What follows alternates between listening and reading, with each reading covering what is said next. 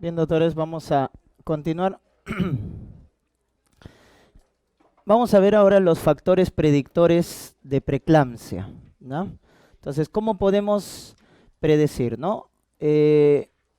Una gestante, recuerden que la preeclampsia como tal es la segunda causa de muerte materna más frecuente, ¿no? O la primera causa de muerte materna en la zona urbana. Entonces, es un problema de salud pública la preeclampsia. Por eso se ve en los estudios que el gran, digámoslo así, se está cada vez viendo cómo conseguir un score que prediga de forma eficaz cuando una gestante tiene riesgo de hacer preeclampsia, ¿no?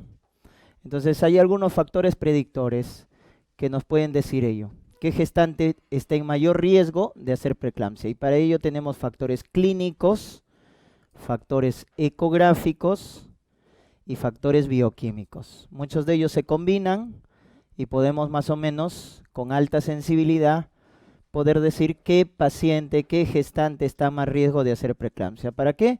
Para instaurar medidas preventivas. Entonces, dentro de los factores predictores clínicos están los factores de riesgo. Y hay una lista ahí de factores de riesgo para preeclampsia, ¿no? Por ejemplo, este tiene alta potencia, el hecho de la preeclampsia anterior. Si una gestante ha tenido un embarazo anterior con preeclampsia, ¿ya? Entonces es más frecuente que en el embarazo actual tenga preeclampsia. Por eso acá el factor de riesgo es periodo interginésico menor de 2 años. O sea, si una gestante tuvo preeclampsia en su primer embarazo y queda embarazada dentro de los 2 años siguientes, alto riesgo de hacer preeclampsia nuevamente. Entonces, periodo interginésico menos de 2 años. Pero ¿qué pasa si una gestante tuvo un embarazo normal, pero pasa más de 10 años, periodo interginésico largo, pero el primer embarazo fue normal? Eso también es factor de riesgo. Entonces, si su primer embarazo tuvo preeclampsia, es mejor que no quede embarazada dentro de los 2 años siguientes. Si su primer embarazo estuvo normal, no retrasar el embarazo siguiente, porque si retrasa más de 10 años, a pesar que el embarazo inicial fue normotensa, normal, también es factor de riesgo, ¿no? La nuliparidad por lo de la exposición o el proceso de la placentación, ¿no? Una nulípara tiene más riesgo de hacer preeclampsia, ¿no? Porque la primera placentación lo hace mal, ¿no? Historia familiar de preeclampsia por la línea materna en este caso, ¿no? La abuelita, la hermana, etcétera.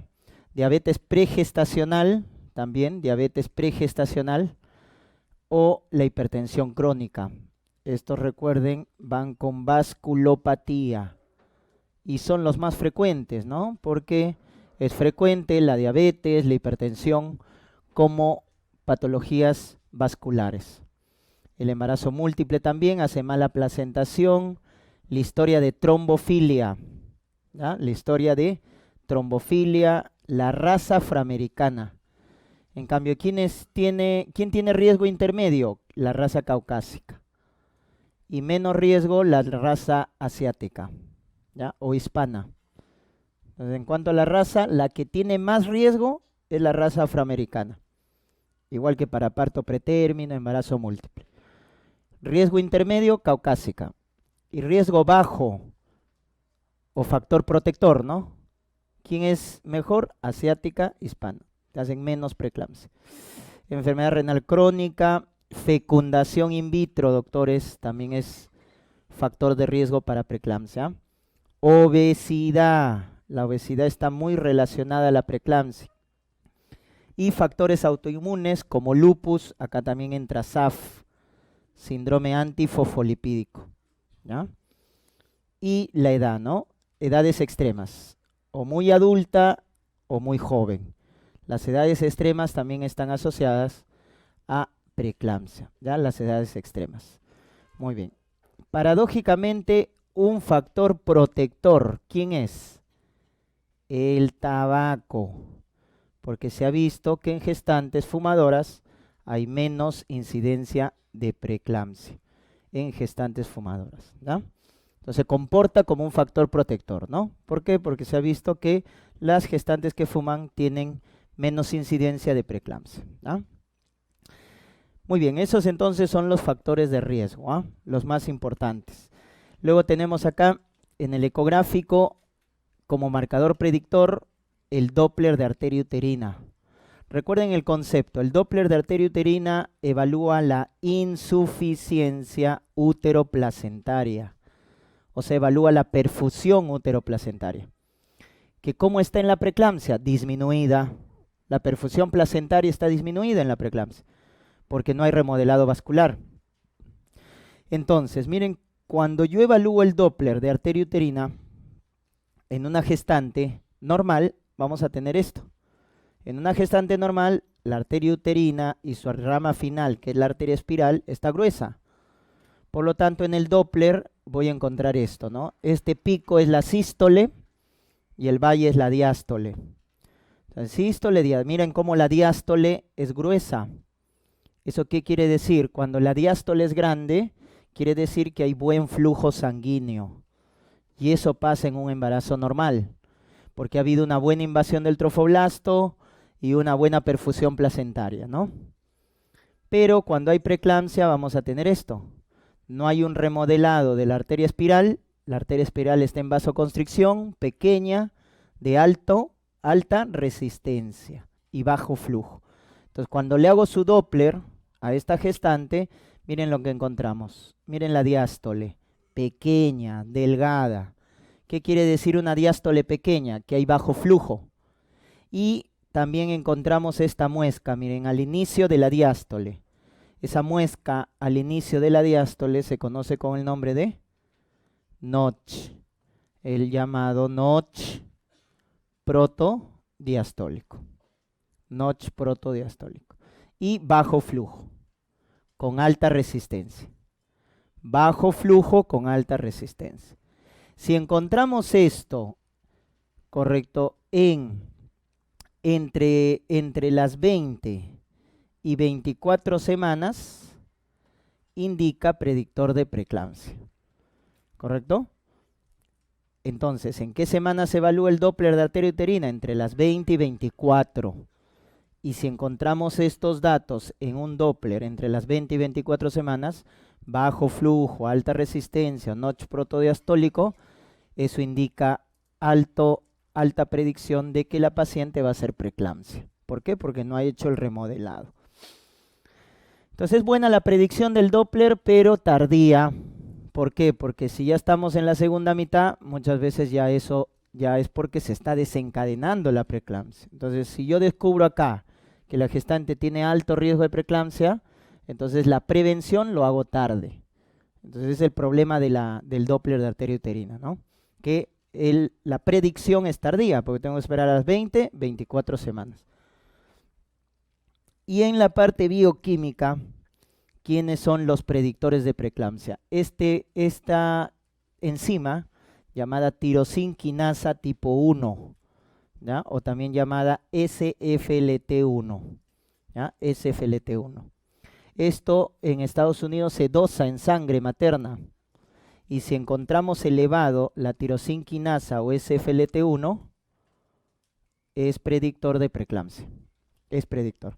Porque ¿cómo se comporta esta proteína? Esta proteína es lo contrario del factor de crecimiento endotelio vascular.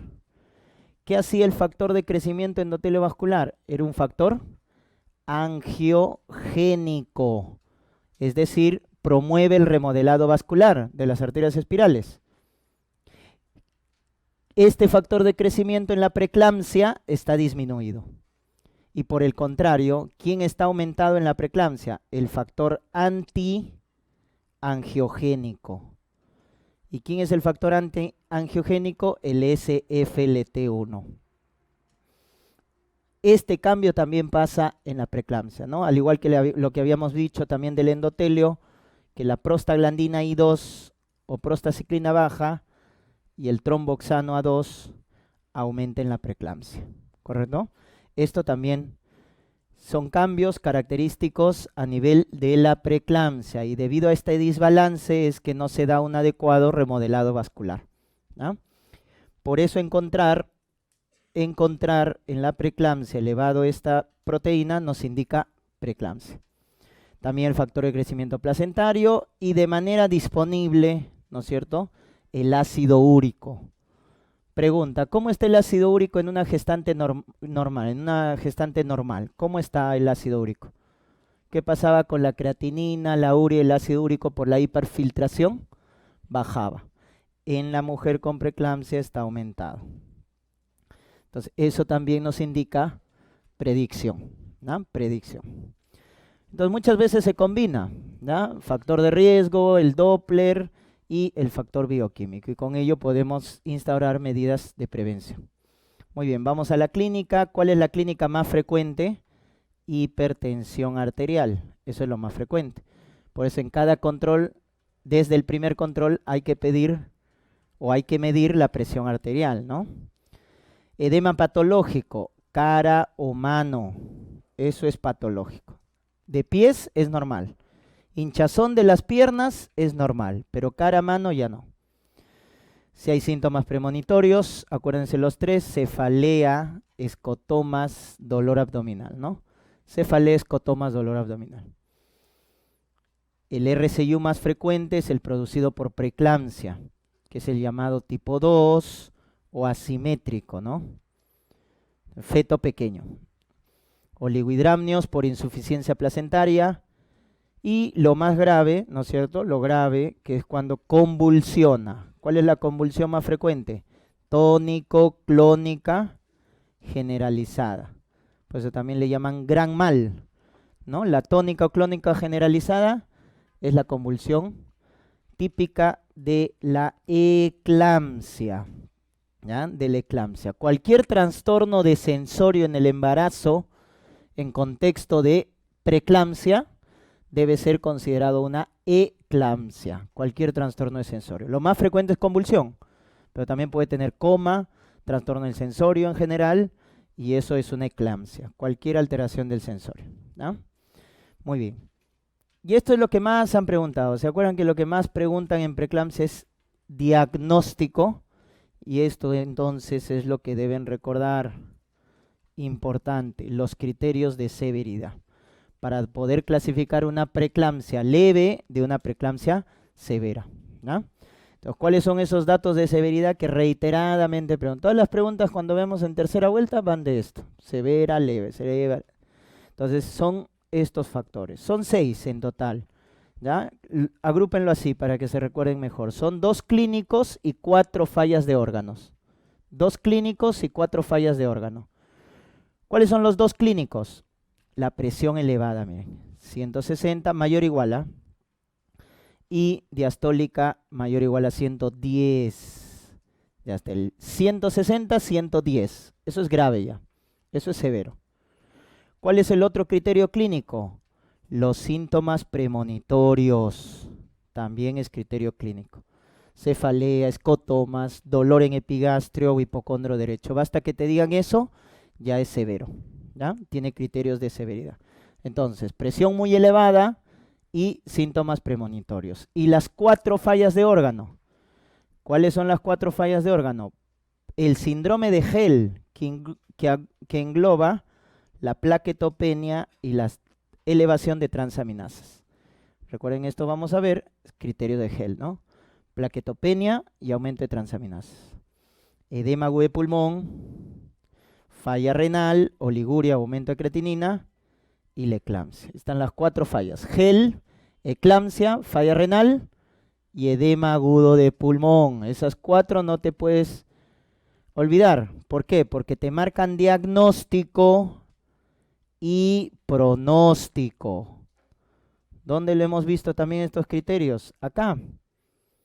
Entonces, si tú te das cuenta, estos criterios que hemos visto, que definen preeclampsia en ausencia de severidad, no solo te diagnostican preeclampsia, sino también te dan pronóstico, porque indica gravedad. Estos mismos que tú has visto acá, que sirven para el diagnóstico cuando no hay proteinuria, no solo te van a decir se trata de una preeclampsia, sino que también te dicen que es severa. Pues son los mismos criterios. Síntomas premonitorios, plaquetopenia, falla renal, aumento de transaminasas, edema de pulmón. A esto que le agregas, eclampsia, la convulsión. ¿Ya?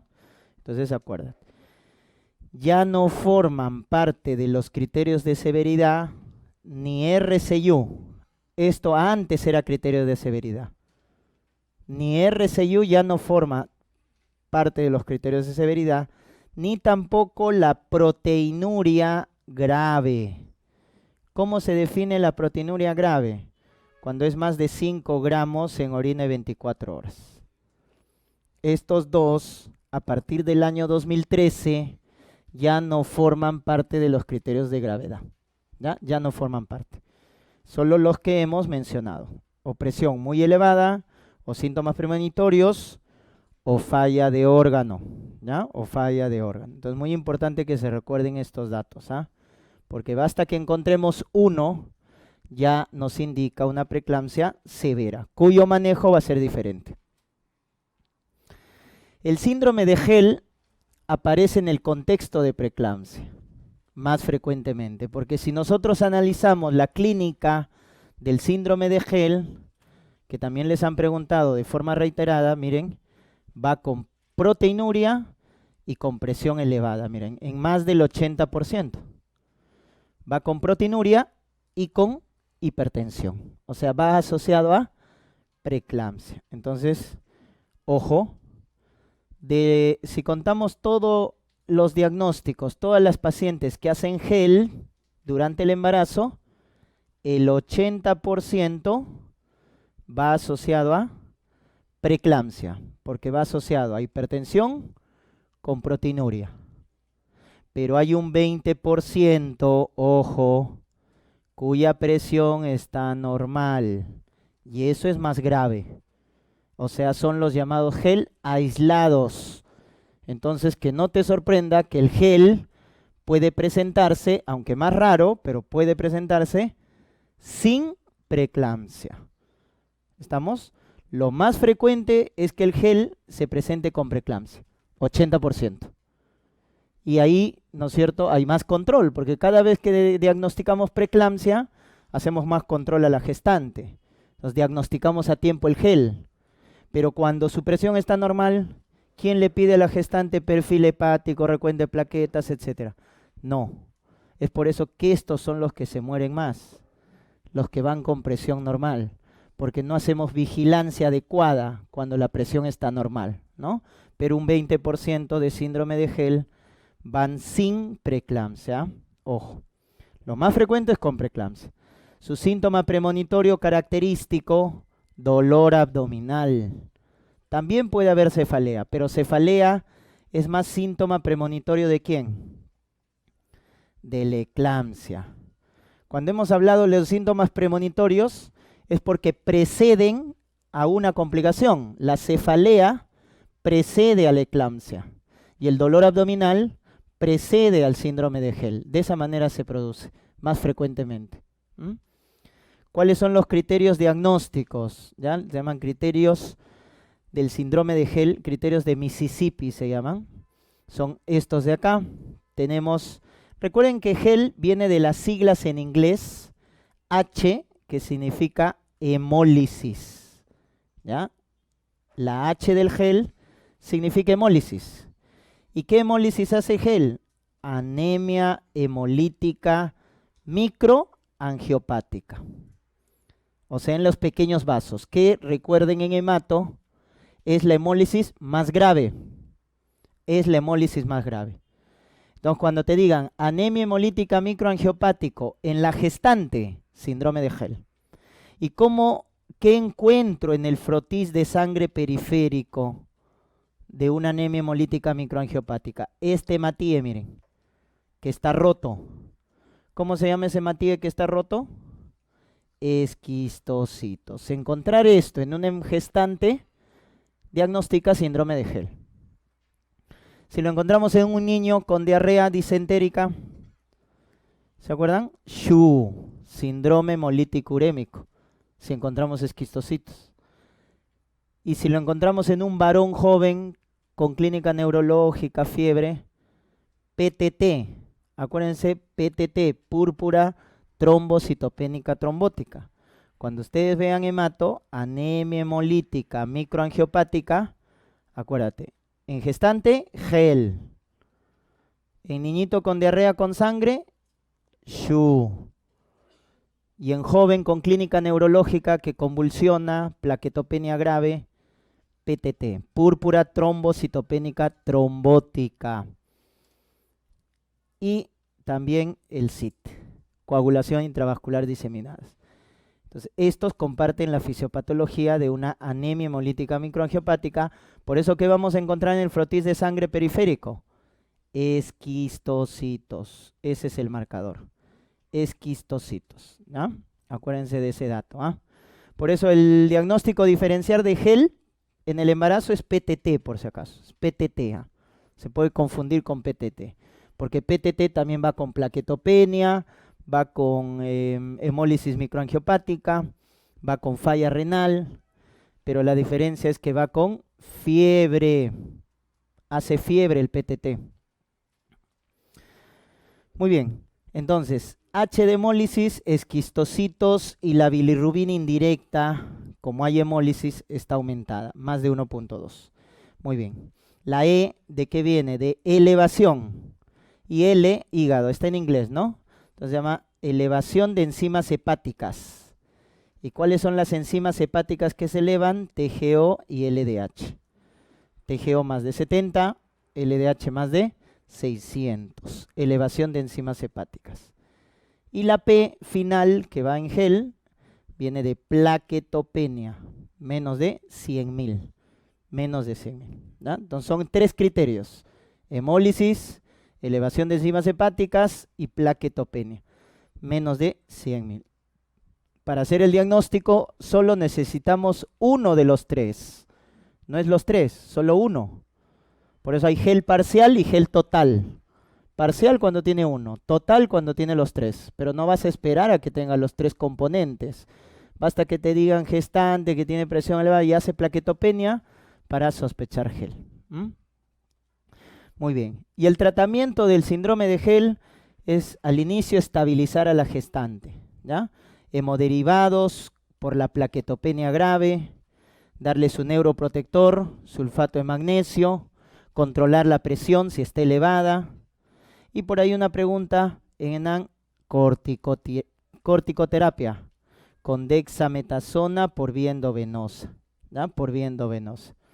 Aunque en algunos estudios demuestran que no es eficaz para disminuir las complicaciones. ¿Ya? La medicina basada en evidencia no demuestra beneficio. Pero les coloco porque por ahí hay una pregunta que menciona, ¿no? ¿Qué corticoide se utiliza en gel? Dexametasona. Pero no ha demostrado mayor beneficio. ¿Ya? Y terminar el embarazo.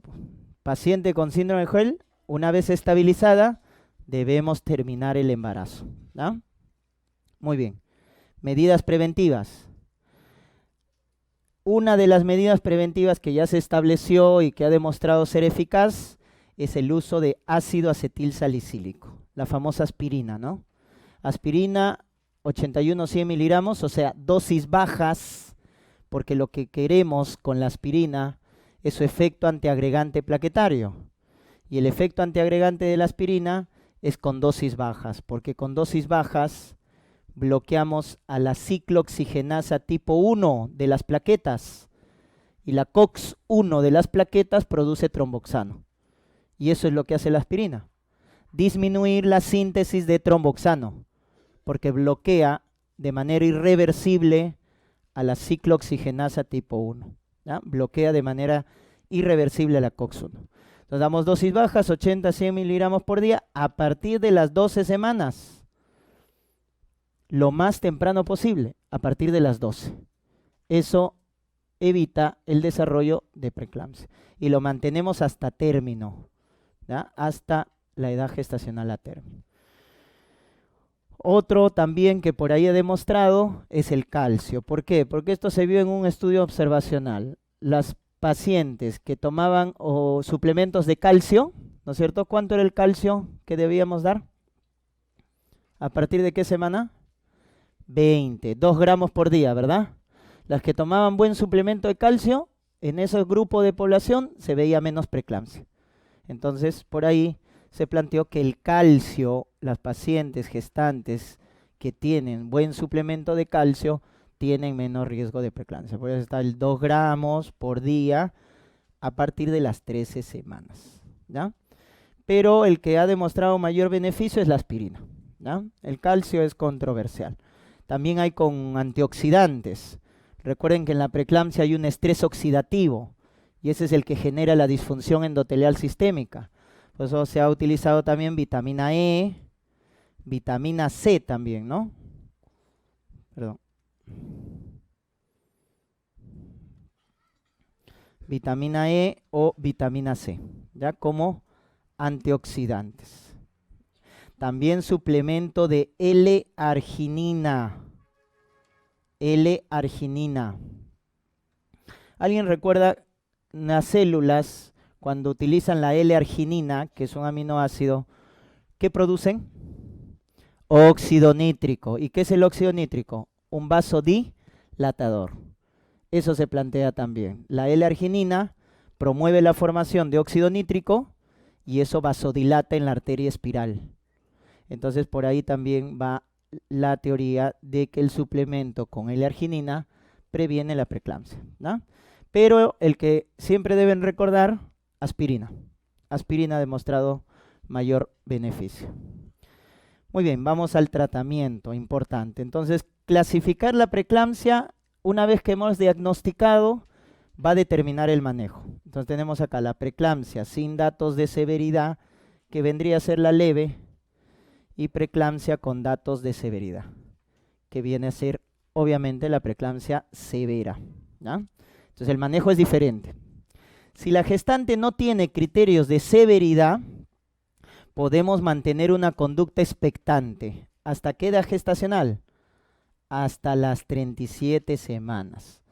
Si te dan un caso clínico de preeclampsia leve y te dicen cuál es la conducta, expectante hasta las 37 semanas, pero obviamente monitorizando 2 veces por semana.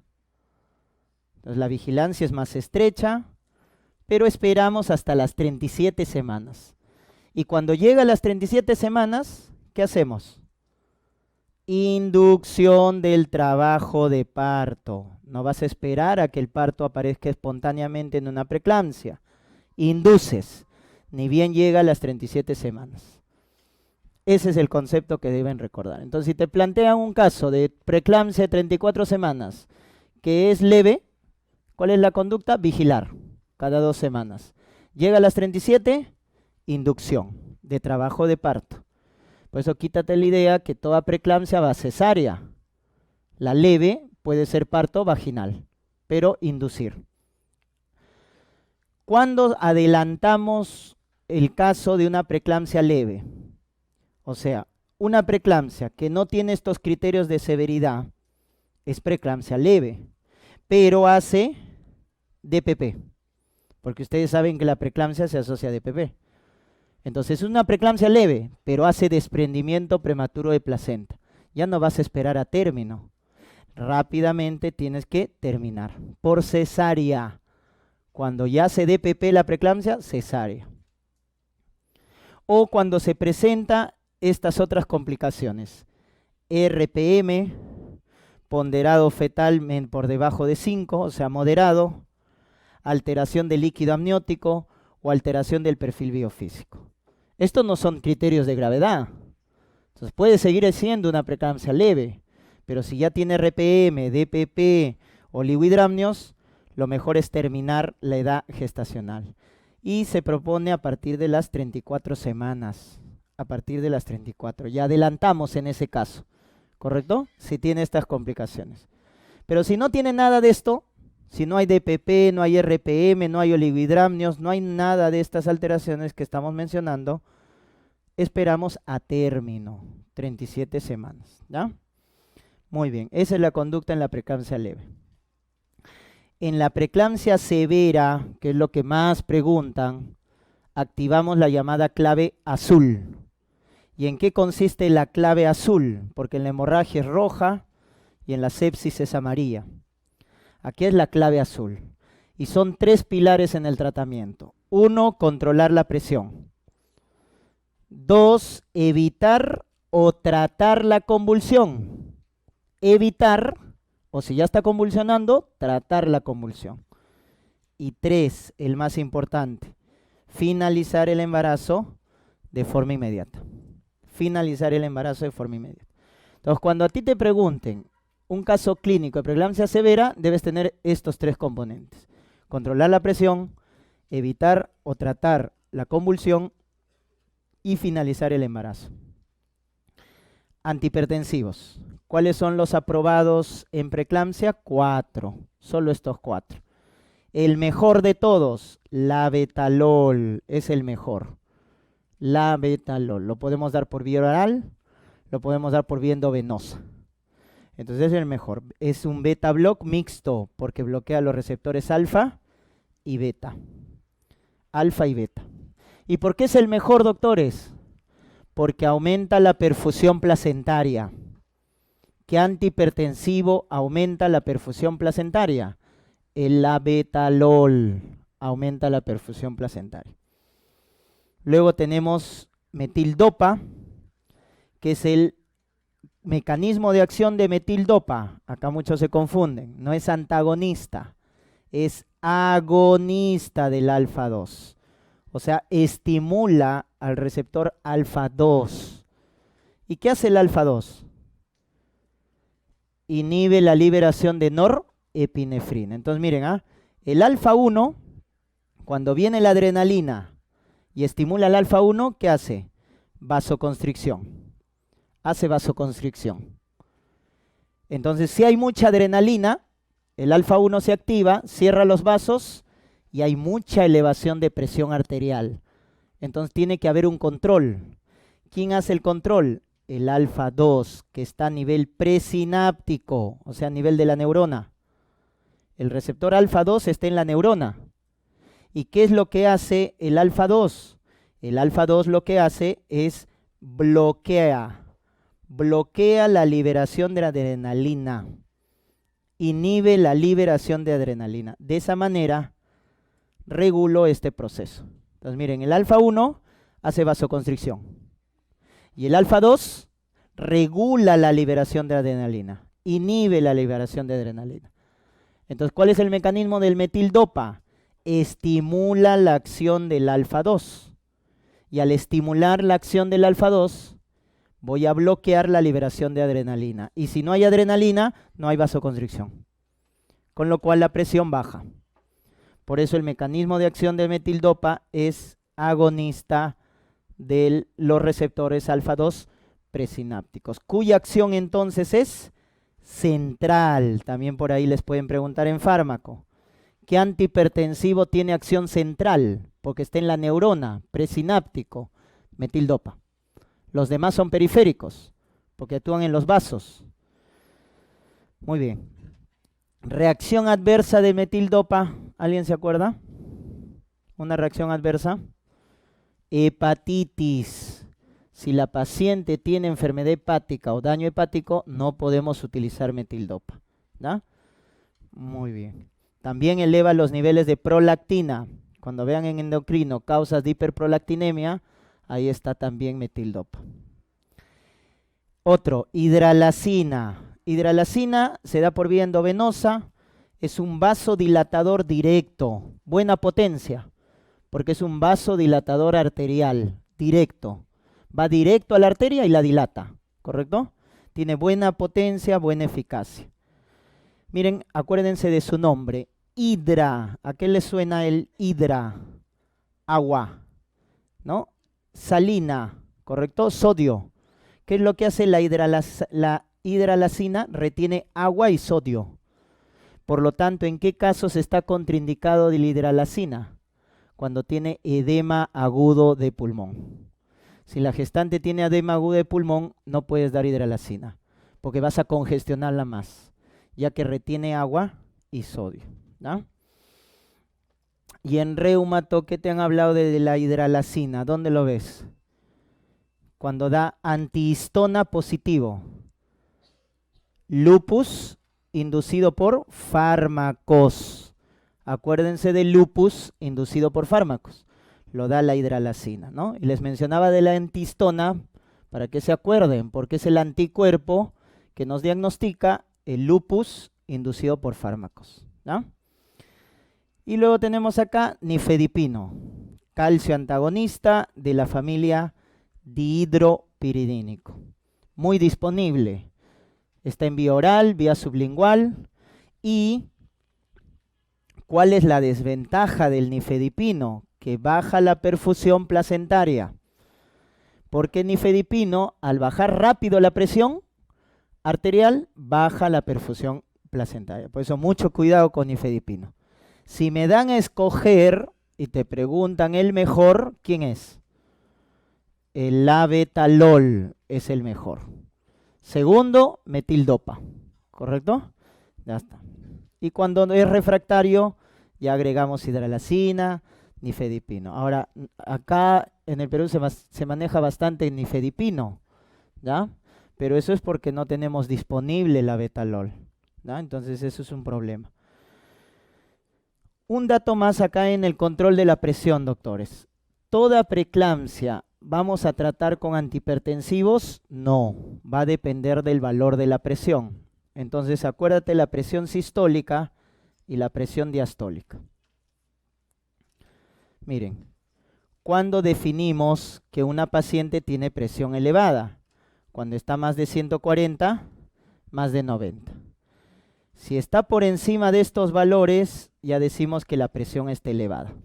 Entonces, si te viene un caso clínico de gestante con preeclampsia de 140 a 90, ¿das antihipertensivos o no? Cuando está con 140 a 90, no. Para tratar con antihipertensivos, debe estar, le aumentas 15 a cada uno. Entonces, para dar fármacos antihipertensivos en preeclampsia, debe estar más de 155 la sistólica y más de 105 la diastólica, ¿correcto? Más de 105. En ese caso, damos fármacos antihipertensivos. Entonces, acá nada. Acá nada. Al contrario, miren, este es el objetivo del control de la presión arterial en una paciente con preeclampsia. ¿Qué, doctor? ¿No era mejor que esté menos de 140 a 90? No, no se lleva a menos de 140 a 90. ¿Por qué? Porque valores por debajo de 140 a 90 bajan más la perfusión placentaria. Por eso el objetivo de control es entre 140 y 155. Y entre 90 y 105. Ese es el objetivo de control. No llevarlo a valores normales. Porque por debajo de 140 a 90 baja la perfusión placentaria, ¿no? Ojo con ese dato. Entonces, ¿a partir de dónde vamos a dar antihipertensivos? Acá. Más de 155 y más de 105. Pero ¿qué pasa si sobrepasa el 160, 110? Si sobrepasa el 160, 110, ¿cómo le llamo a la preeclampsia? Severa. Por el nivel de presión, ¿no es cierto? Por el nivel de presión. En cambio, si está menos de 160, 110, ¿qué será? Leve. Por el nivel de presión. Leve. Por el nivel de presión. ¿Estamos? Entonces acá ya hacemos uso de los antihipertensivos. Cuando está muy elevado, ¿qué vamos a dar? Cuando está por encima de 160, 110. Labetalol por vía endovenosa. Es lo mejor. Nifedipino por vía sublingual. Hidralacina por vía endovenosa. Si está por debajo de 160, 110, pero por encima de 155, 105, porque ahí es donde se trata con fármacos, pero no está en rangos severos, está en este rango. Ahí damos labetalol por vía oral o metildopa por vía oral. ¿Correcto? Ya está. Muy bien, entonces de esa manera. Entonces acuérdense el dato, a partir de qué valores tratamos la presión. Se trata a partir de 155, 105. Y el objetivo es mantenerlo ahí, entre 140 y 155 y 90 y 106. Tampoco llevarlo bajo, porque llevarlo por debajo de 140 a 90 va asociado a hipoperfusión placentaria, ¿no? Muy bien, entonces acuérdense los 4. ¿Y qué te han preguntado también? ¿Quién no puedes dar? ¿Quiénes son los contraindicados? YECA, ARA2, nitroprusiato, contraindicado. YECA, ARA2, nitroprusiato están contraindicados, ¿ya? El YECA sería el mejor antihipertensivo en preeclampsia, porque si te pregunto de fármaco, solo de fármaco, ¿cuál es el mejor antihipertensivo antiproteinúrico? YECA es el mejor, pero no lo podemos dar en el embarazo, porque es teratogénico. Ese es el gran problema, es teratogénico, ¿no? Pero es el mejor antiproteinúrico. Muy bien, segundo punto, la convulsión. Entonces ya les he mencionado. Acá el neuroprotector o fármaco de elección es el sulfato de magnesio al 20%, ¿ya? Sirve para prevenir. La idea es prevenir. Toda preeclampsia severa le debes colocar sulfato de magnesio. Tenga o no tenga convulsión. Si no tiene, para prevenir. Y si tiene, para tratar. O sea, les das sí o sí. Toda preeclampsia severa, sulfato de magnesio, ¿no? Al 20%, las ampollas vienen al 20%, proporcionan 2 gramos y utilizamos el protocolo de Sibay. Sibay es un obstetra peruano, entonces nos recomienda 6 gramos endovenoso en bolo y 2 gramos por hora. Por 24 a 48 horas. No lo dejas con sulfato. 24 a 48 horas. ¿Y qué controlas? Los reflejos y la diuresis. ¿Por qué los reflejos? ¿Para qué le colocas sonda? Para controlar la diuresis. Y reflejo rotuliano. ¿Qué pasa si hay hiporreflexia? ¿Qué significa? Intoxicación. La preeclampsia da hiperreflexia. Ojo, la preeclampsia aumenta los reflejos. Cuando uno se intoxica por sulfato, genera hiporreflexia, bajan los reflejos. Entonces ahí nos hemos intoxicado por sulfato. O sea, paciente es intoxicado. ¿Y cuál es el antídoto? Gluconato de calcio. Una ampolla de 10 mililitros por vía endovenosa, al 10%. Ampolla por vía endovenosa. Ya está. Entonces, el sulfato es una sustancia que es muy sensible a su intoxicación, porque tiene niveles terapéuticos estrechos. Entonces, ¿cuál sería lo adecuado hacer, no? Lo adecuado sería, cuando una gestante recibe sulfato de magnesio, dosar los niveles de magnesio. ¿Y en qué valor deben encontrarse los niveles de magnesio a nivel de sangre? Entre 6 y 8 miliequivalentes por litro. Esa es la dosis terapéutica. Acá funciona. Cuando el magnesio alcanza valores más de 10, eso es intoxicación.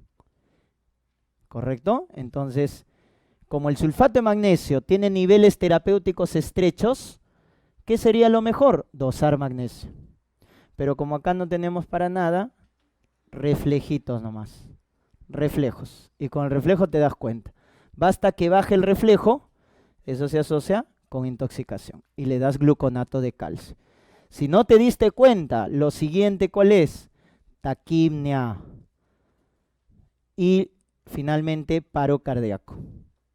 Paro cardiorrespiratorio, es lo final. Por eso también en la pregunta de examen, ¿cuál es el primer signo de intoxicación? El primer signo de intoxicación por sulfato de magnesio es la arreflexia o hiporreflexia. Y hay que darle su antídoto. ¿Y para qué controlamos la diuresis cuando estamos dando sulfato, doctores? Porque el magnesio se elimina por la orina, de tal manera que si la paciente con preeclampsia severa le tengo que dar sulfato de magnesio, pero le he colocado su sonda y la diuresis está por debajo de 0.5 mililitros por kilo por hora, ¿qué quiere decir eso? Que tiene oliguria, falla renal, menos de 0.5. Entonces, si la preeclampsia severa va con falla renal, ya no le puedes dar sulfato de magnesio, porque el magnesio se elimina por la orina. Pero si tiene falla renal, ya no puedes darle. Entonces tendrás que dar otro fármaco para evitar la convulsión o tratar la convulsión. Y el fármaco alternativo al sulfato de magnesio, cuando hay falla renal, es diazepam o fenitoína. ¿Ah? Entonces, ojo, cuando doy sulfato de magnesio, controlo reflejos y veo la diuresis. Si el reflejo está bien, mantengo el sulfato. Si la diuresis está bien, mantengo el sulfato. Pero si la diuresis baja, ya no puedo mantener. Lo suspendo y lo cambio por diazepam o fenitoína. ¿Da? Ese es el dato. ¿Ah? Por eso es que controlamos la diuresis. Ese es el objetivo. Y tercer punto, finalizar el embarazo. Cuando finalizamos el embarazo, las 4 fallas de órgano. ¿Cuáles eran las 4 fallas, doctores? Falla renal, edema agudo de pulmón, eclampsia y gel. Las 4 fallas. ¿Qué tienes que acordarte? ¿Ah? Edema agudo de pulmón, síndrome de gel, falla renal, ¿correcto? Y eclampsia, ¿ya? Eclampsia. Ya está, esas son las 4 fallas. Basta que te digan preeclampsia con gel, preeclampsia con eclampsia, convulsión, terminar el embarazo. Siempre debe estar en la alternativa eso, terminar la gestación. Este es otro dato. Si no podemos controlar la presión. ¿Cuándo llamamos hipertensión refractaria? Cuando estamos utilizando ¿cuántos fármacos y no podemos controlar la presión? 3 o más. Si con 3 fármacos no controlo la presión, eso es hipertensión refractaria. Le estoy dando la betalol, nifedipino, metildopa. Y sigue con presión elevada. Ya hay que terminar el embarazo. Tiene mal pronóstico. DPP, RPM también hay que terminar. RCU severo. ¿Cuándo es severo? Menos de 2. Sufrimiento fetal, oligohidramis. ¿Correcto? Sufrimiento fetal, oligohidramis. Ahí finalizamos la gestación de forma inmediata. ¿Ya?